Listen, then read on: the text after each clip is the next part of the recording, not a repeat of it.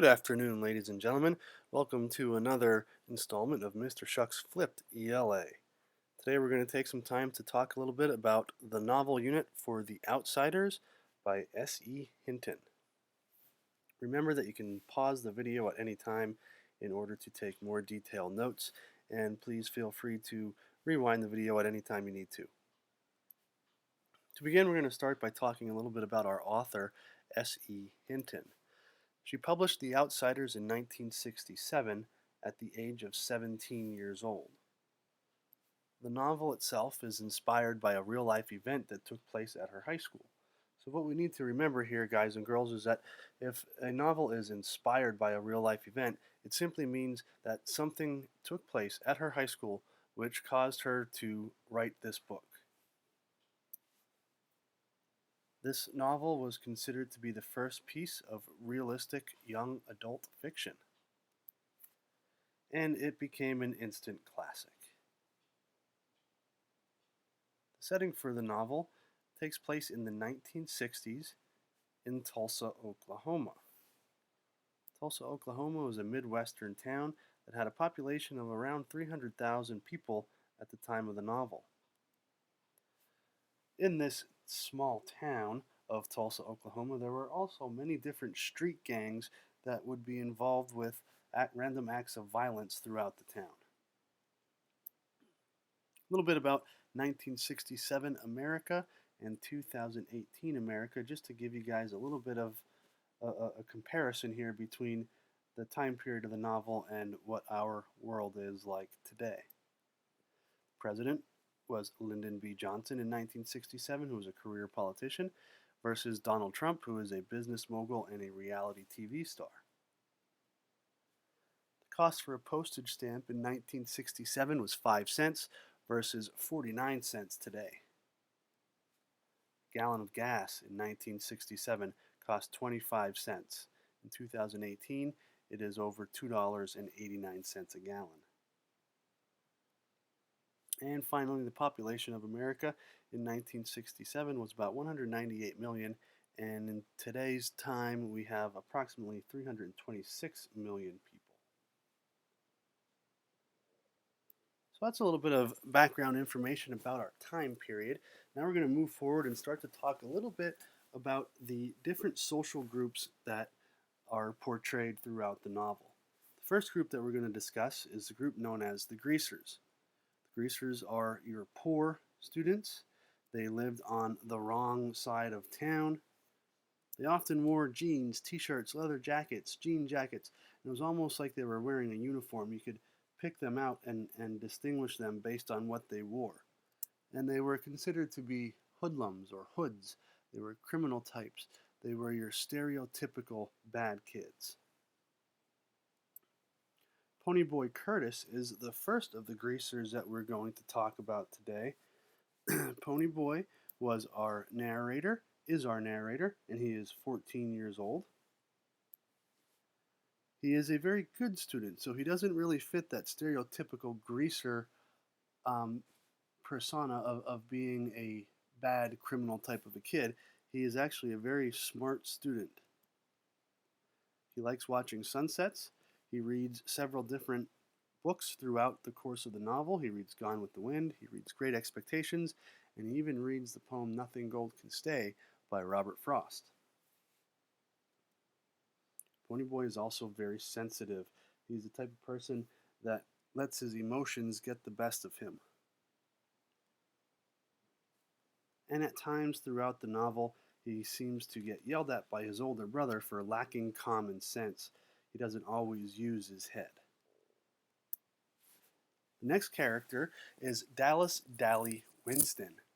Dally is your stereotypical greaser. He is in his late teens. He is tough. He is violent. He spent some time living in New York City. He's been in jail several different times, or as the novel often refers to it, the cooler. And he is just that typical greaser character, that no good, lives on the wrong side of town, constantly in trouble type of a character. He really fits the stereotype for a greaser. The next greaser is Johnny Cade. Johnny is 16 years old. He is considered to be the pet of the gang. He's physically smaller than all of the others, even though he is not the youngest. He is smaller than everyone else in his gang. And he lives in an abusive household. His parents are oftentimes beating up on him or yelling at him. If they are not beating up on him or yelling at him, they are beating up on each other and yelling at each other. Johnny carries a blade with him for protection, and he idolizes Dally. He really looks up to Dally as a hero. Soda Pop Curtis is a greaser and is Ponyboy's older brother. He's about 16 or 17 years old in the novel. He is a high school dropout. He works at a gas station, and he is considered to be very handsome. He's also got a carefree kind of an attitude. With Soda Pop, it seems like nothing really gets to him too much. Daryl Derry Curtis is the last of the greasers that we are going to discuss today, although there are several others that are in Ponyboy's gang. Derry is considered to be the leader of Pony's gang. He's the leader of this group of greasers. He is Ponyboy's oldest brother. He is 20 years old. He's very athletic, and he is the legal guardian of Ponyboy and Soda Pop.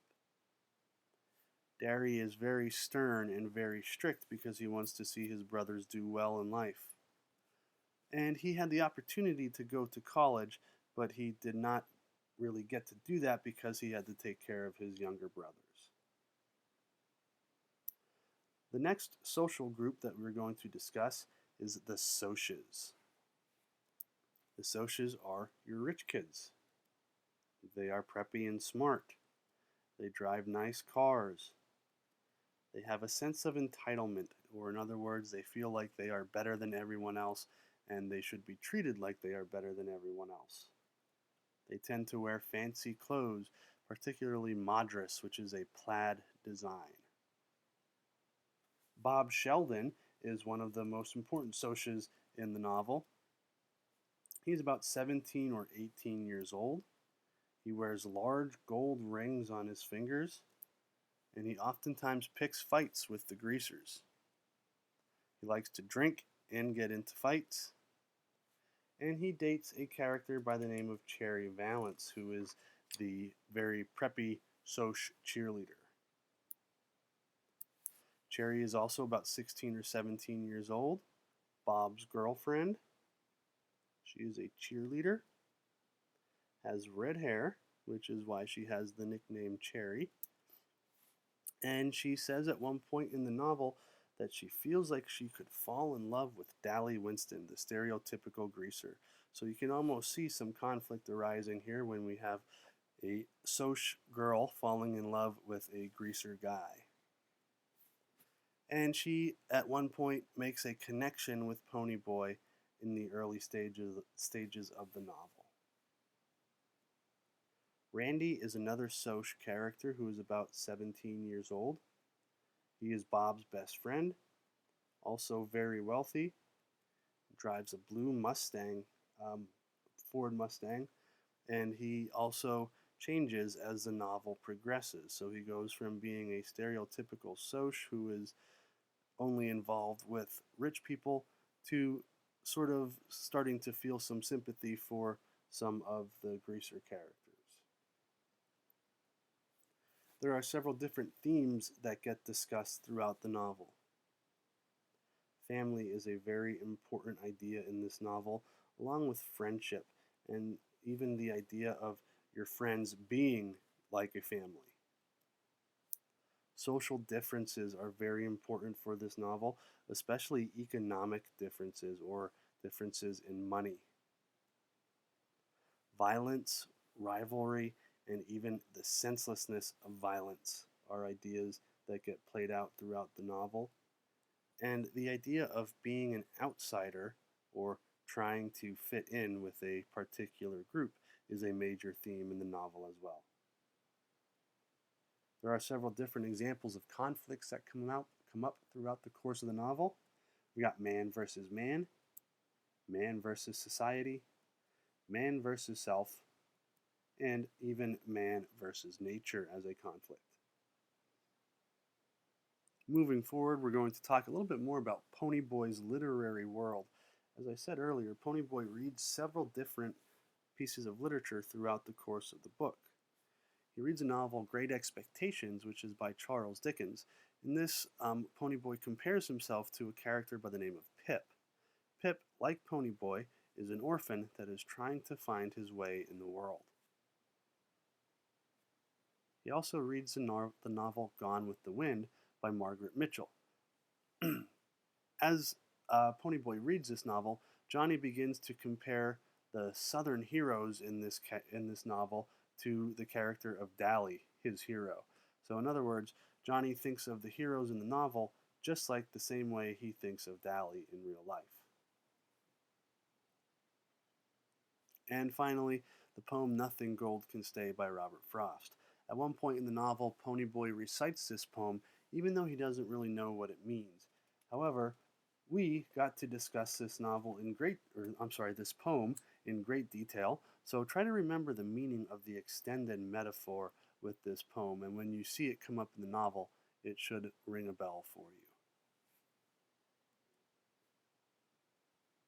We're going to take a few seconds here to discuss some slang that is used in the novel.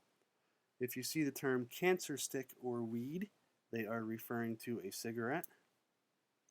A JD is a juvenile delinquent, or in other words, a young person that is involved in criminal activity.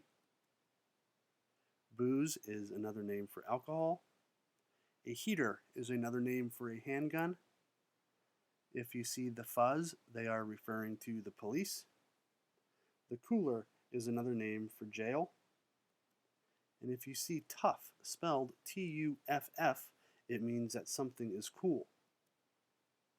To be jumped means to be attacked by a group.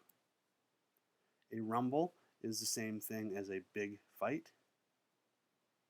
Hoods are criminals or thugs. A blade is a knife, and to lift something means to steal it. Finally, we have several allusions and references used throughout the novel. Remember that an allusion is a reference to another work of art or literature.